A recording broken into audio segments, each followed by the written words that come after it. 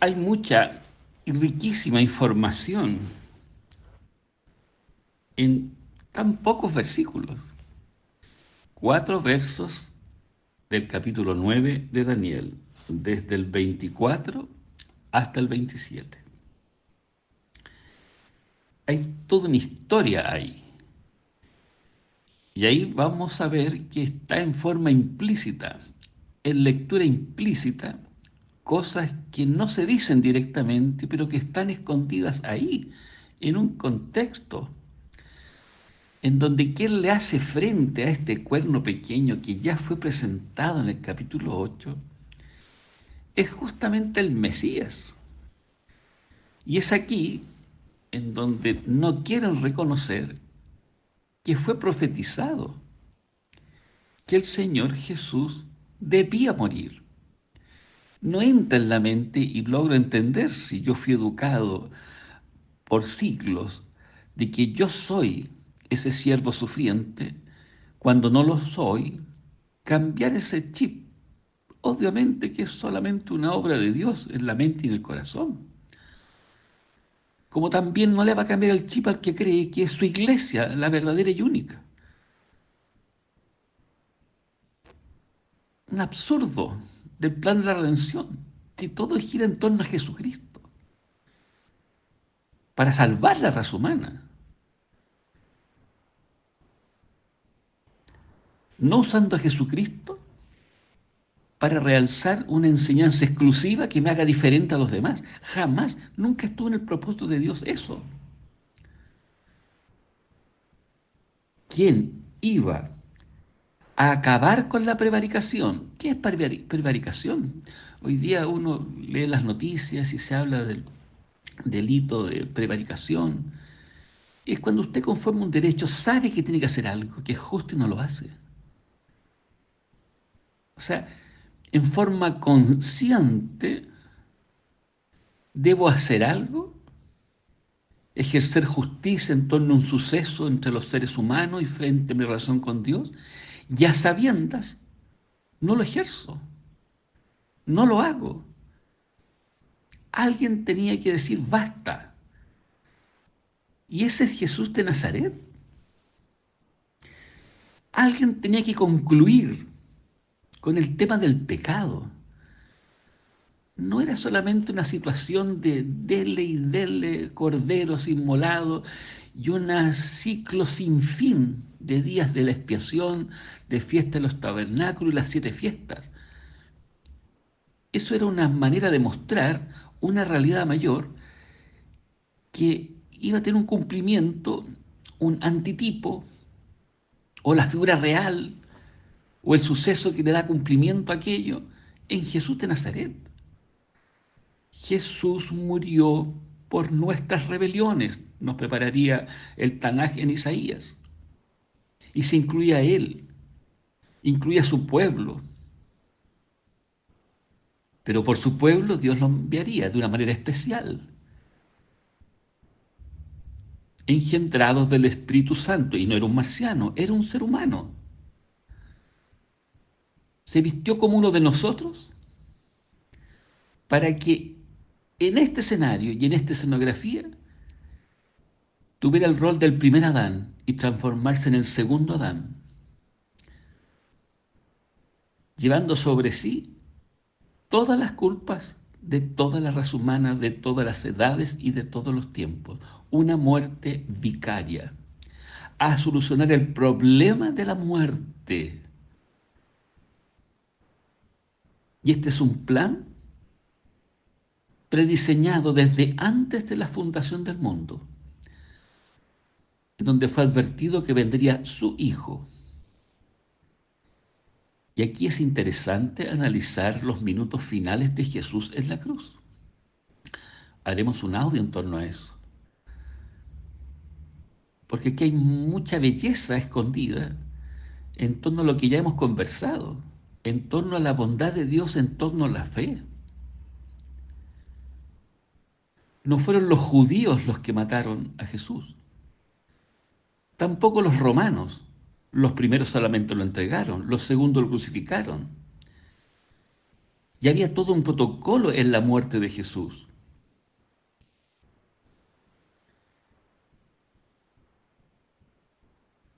Un amigo de muchos años, estudioso de las Escrituras, fue el primero en decirme esta frase. Y me impactó cuando lo escuché. Y anteriormente otro amigo me dijo, Jaime, descubrí por qué en la tormenta Jesús no podría haber muerto. ¿Me quieres oír? Y por supuesto, a mí me encanta cuando aparecen ideas que no estaban en mis registros y me lo dicen con tanto cariño y con tanta seguridad. Si a usted le dicen, saben que no fueron los judíos, tampoco fueron los romanos los que mataron a Jesús, y que una tormenta era imposible que pudiera cuando dormía tranquilamente en la barcaza.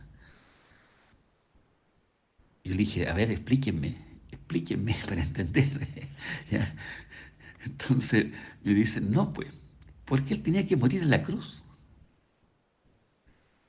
Por eso es que dormía tan tranquilamente. Y cuando uno se pone a estudiar y analizar y conoce el plan de la redención, es una consecuencia que la encuentro brillante. Pero cuando me dicen, saben que no fueron los romanos los que lo mataron, y no fueron los judíos, no se olvide que fueron nuestros pecados. Él murió por nuestros pecados. Y si usted analiza el cronograma de las últimas horas de Jesús, una cosa es entregarlo para que muera, otra cosa es crucificarlo para que muera, y otra cosa es el momento cuando Él exhala y dice, Padre mío, ¿por qué me has desamparado? Y cuando la muerte natural de Jesús en la cruz y la crucifixión, hay programas por doquier, en la Semana Santa, cuando explican qué significa morir en la cruz y qué hacían los romanos para incluso no extenderle su dolor, que les quebraban las extremidades para que ahí en ese instante, ¡pum!, viniera el golpe y murieran. Pero Jesús no murió así. La profecía decía que ningún hueso sería roto. Antes, el Padre dice, ok, tu sacrificio por los pecados de toda la humanidad te permiten de que yo quite tu aliento. Fue el Padre poniendo en acción lo que era antes de la creación del mundo.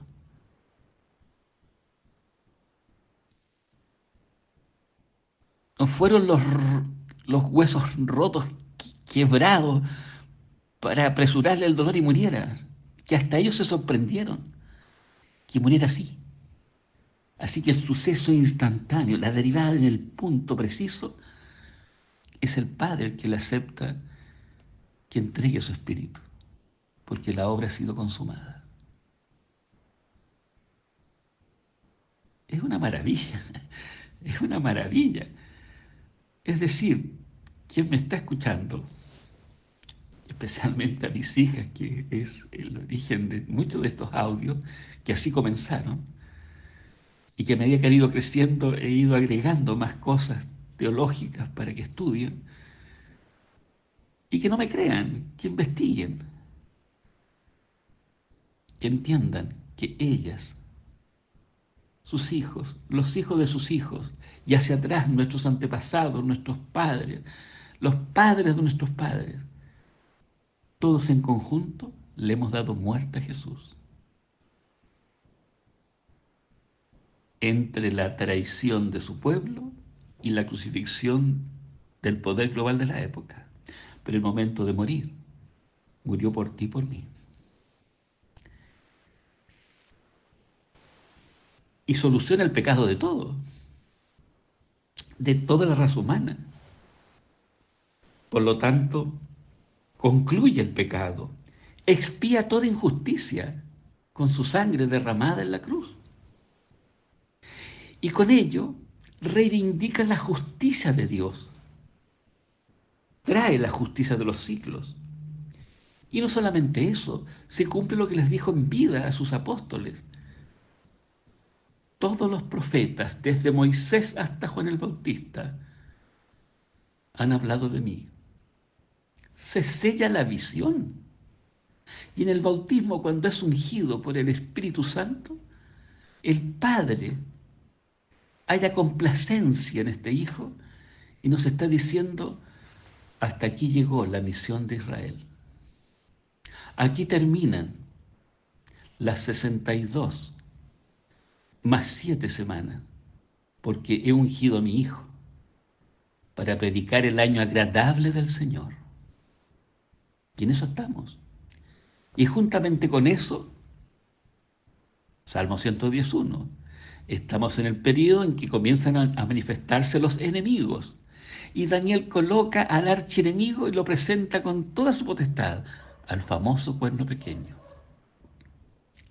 Y 10 cuernos que confabularán y tendrán potestad en el final de los tiempos, en donde creerán que ya han quitado el ADN del sacrificio de Cristo, cuando de una forma maravillosa Jesús interviene en el tiempo del fin. Y entonces aparecen las nubes de los cielos. Los muertos en Cristo resucitan.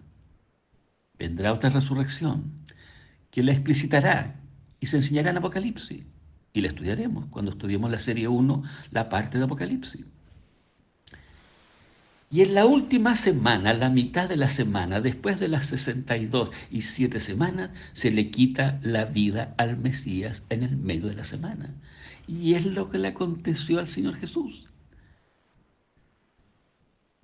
¿Y qué se hizo para que se cumpliera este proceso de escala temporal de un día igual a un año?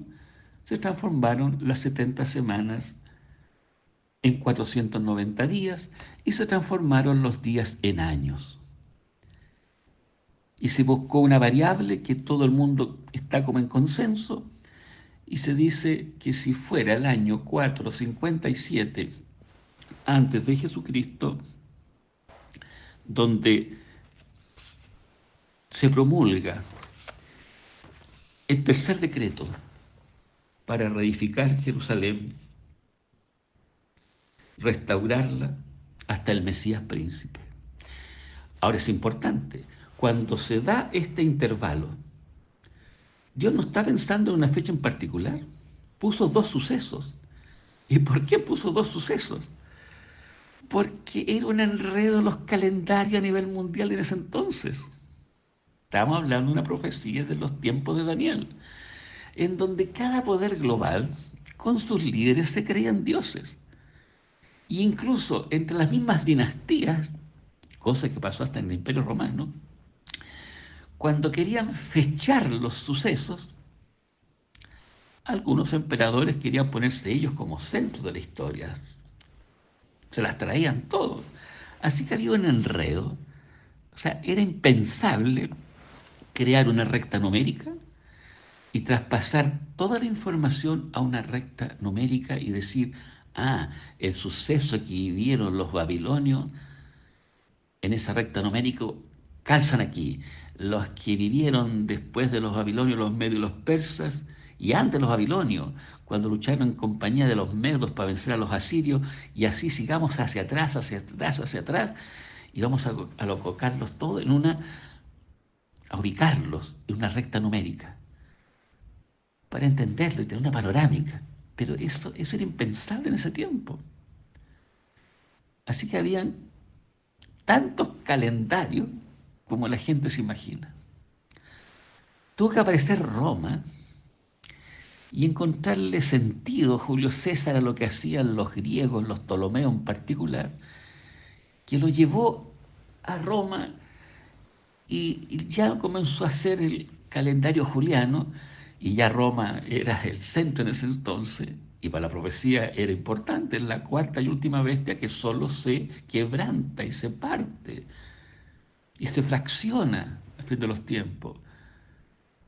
Así que este poder quiso juntar los tiempos, quiso unirlos, hacer una recta numérica y que sea Roma. Pero ocurre que en la misma Roma aparece el cristianismo ahora transformándose en la religión de Estado, y ahí hay un punto de inflexión. Y empieza una guerra tremenda entre los sectores del occidente y del oriente. Y va a entrar también el Islam. Y ya para esa fecha ya muchos tenían sus propios calendarios. Entonces, poner un intervalo era muy sabio, ¿ya? Porque lo podía poner con fecha de qué. Simplemente colocó la fecha del reinado persa. Y por eso que cuando dice, mira, sepas pues y entiendas, desde la salida de la palabra para restaurar y edificar a Jerusalén. Jerusalén estaba presa ahí, cautiva, esclava de Babilonia. Y llegan los medios y los persas y son ellos los únicos que le van a seguir como poder global y va a tener por lo menos tres fechas. Una que es un aliciente para el propio Daniel, porque él estaba vivo cuando entra Ciro y coloca ahí en Babilonia a Darío, Ciro persa, Darío medo. Así que el primer decreto que, que se escribe, Daniel fue testigo y eso le trajo consuelo a Daniel porque se estaría cumpliendo los 70 años. Entonces, era un consuelo, ¿ya? Un consuelo que la profecía de Jeremías se estaba cumpliendo. Así que existía la posibilidad de restauración, tenían que volver. Así que él murió, Daniel, a sabiendas que por lo menos ya existía el decreto de Ciro, que fue el año 537, en donde él autoriza a reconstruir el templo. Y eso lo va a citar Esdras, que también es un libro de El Tanaj, en el capítulo 1, verso 1 al 4. Pero como todas las cosas estatales y de hombres y de dinastías, pareciera que entró en un statu quo el primer decreto. Hubo impedimentos para que se cumpliera el primero. Por lo tanto, Darío ahora, el 519 antes de Jesucristo, que es citado justamente en Esdras, capítulo 6, versos 7 al 12, y esa es la belleza de estos libros, que nos van orientando de estos intentos fallidos, incompletos, y ahí está el segundo decreto, que es el primero, simplemente que lo vamos a complementar ahora. Pero tuvo que llegar Artajerjes, el gran Artajerjes, el 457 a.C., promulga el tercer y último decreto, en donde se confirman todos los anteriores y autoriza el culto en Jerusalén, autoriza que los judíos formen su propio gobierno y todos esos decretos hacen alusión al capítulo 7 de Esdras, del verso 11 al 26. ¿Y por qué se escoge el 457 como un consenso común? Porque es lo que los historiadores han logrado juntar en esta recta común, que tiene mil ajustes y una serie de historias. Hablaré de algunas de ellas porque son interesantes en relación a la muerte del Mesías. Y por supuesto los estudiosos coinciden que los tres decretos, están en Esdras capítulo 6, verso 14, referidos a ello, como una forma de decir que estos fueron los mandatos que Dios hizo como Dios de Israel. Por lo tanto, hay un punto de partida histórico que está incluido, que no va por partes, ¿cierto? Ya está incluido. Así que si cuando yo parto del 457 y le voy a sumar al 457, devolviéndome hacia atrás, ¿verdad? 62,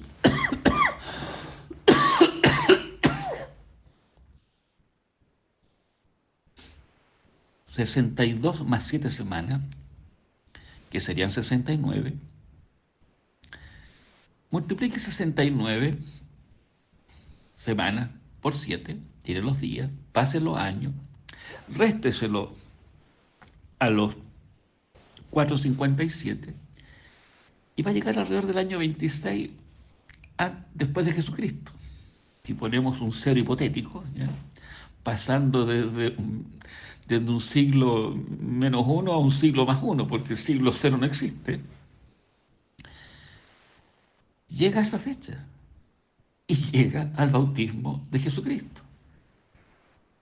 Y aquí se presenta un tema porque hay que destruir esta teoría, porque esta teoría es demasiado fantástica, es el conejo que salió del sombrero del mago, porque me está mostrando en forma exacta, porque dice que hasta que él es ungido, así dice, hasta el Mesías príncipe.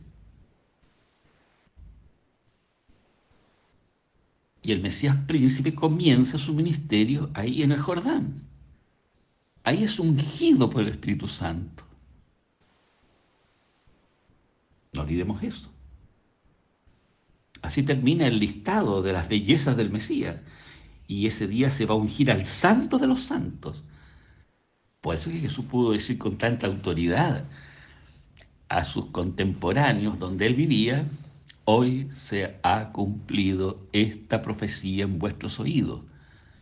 El Espíritu del Señor está sobre mí y me ha ungido para dar las buenas nuevas, para predicar el año agradable del Señor y para hacer todos aquellos milagros conectados con su Padre que maravillaron a los que lo experimentaron y a los que fueron testigos. Y que es su carta de ajuste y de enseñanza para a través de las edades, al grado que Jesús en su oración nocturna final, antes de su entrega, estando con sus discípulos, él dice que: Señor, cuida a este rebaño que yo dejo. Y no solamente oro por esto, sino que también oro por los que han de creer por la boca de esto. Esta oración me alcanza a mí hoy y alcanza a los descendientes míos y de todos los que están escuchando. Jesús oró por nuestra creencia al creerle a los que creyeron en él. Pero ellos creyeron y vieron. Y nosotros también creemos y vemos de muchas de las cosas que hoy día se están poniendo en duda. Dios en su amor nos da la luz para dar las respuestas con mansedumbre, las razones de nuestra fe. Porque no es solamente un argumento teórico, es un estilo de vida, es una forma de vida, es una paz que viene del cielo a través del Santo Espíritu y nos da luz para fortalecernos en medio de tanta adversidad. Paz en su voluntad, sean estas adversas o favorables, se forma una generación de gente que frente a la vida actúa distinto y no son enajenados e ignorantes mentales. Al contrario, hay testimonios poderosos y gloriosos de gente que ha creído en Jesucristo, no esclavo y cautivo y libres realmente. Se han conocido mucho más hacia sí mismos, han entendido la antropología de Jesús y su misión. Y lo que es más, al ir de la mano con la profecía histórica se está dando cuenta que todo lo que no solamente él hizo, sino que todo lo que él habló y todo lo que me puso y me dijo que fuera donde Daniel, se ha cumplido. Es una belleza y me advierte de lo que viene por delante y me deja una panorámica para decir: Jaime, la higuera está mostrando ya los botones y gózate, porque no les he mentido. Por lo tanto, el tema del error, el tema de la profecía, de la prevaricación, de la justicia real, de las visiones de los profetas y del ungimiento, soy yo. Estúdialo, analízalo. Por supuesto que va a ser desechado por el ateísmo extremo y va a ser desechado por el judaísmo. Y va a ser desechado y va a ser visto como piedra de tropiezo esta idea por mucho del cristianismo de Estado, tanto del Oriente como del Occidente. Interesante. Pero aquí está el registro. Señor, pero si yo digo día por año, nadie me va a creer. Pues bien, estudia lo de las 70 semanas de año, para algunos quedan satisfechos, otros no lo usan porque es de ignorantes. Usa el día por año de las dos citas y estúdialas como yo las usé.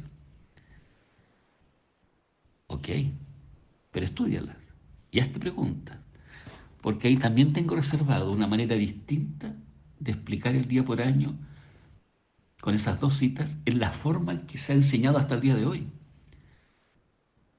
No están errados, están en lo correcto, pero está incompleto. Porque cuando lo estudies, vas a comprender que yo uso los días y los años a la vez. Por lo tanto, no te preocupes. Van a ser 490 días al final. Y también van a ser 490 años en que yo aviso. A ver, señor, no estoy entendiendo. Estudia primero.